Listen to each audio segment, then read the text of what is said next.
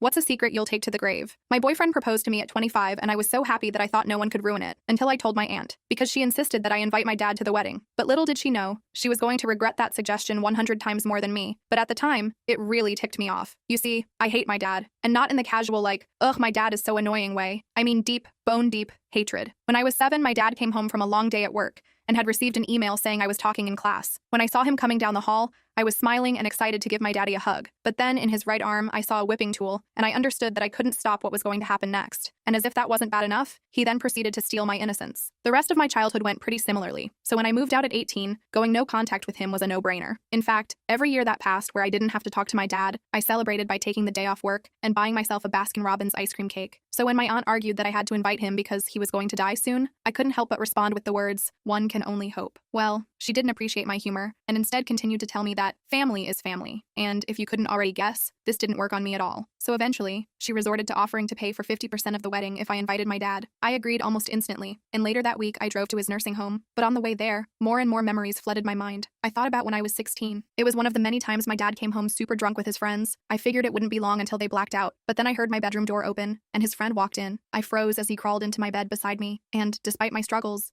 well, and when I told my dad the next day, he told me to stop making shut up. It was a memory I thought I had mentally deleted, but I guess not. So when I came face to face with pure evil, my dad, I was filled with resentment, but he just stared at me blankly before saying, "Charlotte, I missed you. This would have been fine, except Charlotte isn't my name, it's my cousin's." I reminded him I was his daughter, and he spouted some gibberish before laughing and telling me to stop kidding around, because he never had a daughter. This made my insides boil with anger. There was no way that effing imbecile had forgotten me, right? But when I tried to jog his memory with the years of pain he inflicted, his eyes remained glossy and he told me to stop with my vulgarities before asking me how my aunt was doing. I had to stop myself from slapping him before walking out. My mind was spinning, because not only had that piece of crap spent 18 years treating me like a human punching bag, but he had forgotten it too. I told my aunt to keep her effing money and did what I should have done all along. I went back to the nursing home in the middle of the night. It was pretty run down, and I could tell the carers didn't actually care about their patients. So when no one was looking, I shoved a pillow over his ugly face until he stopped breathing and walked out. So my wedding was, in fact, the best day of my life.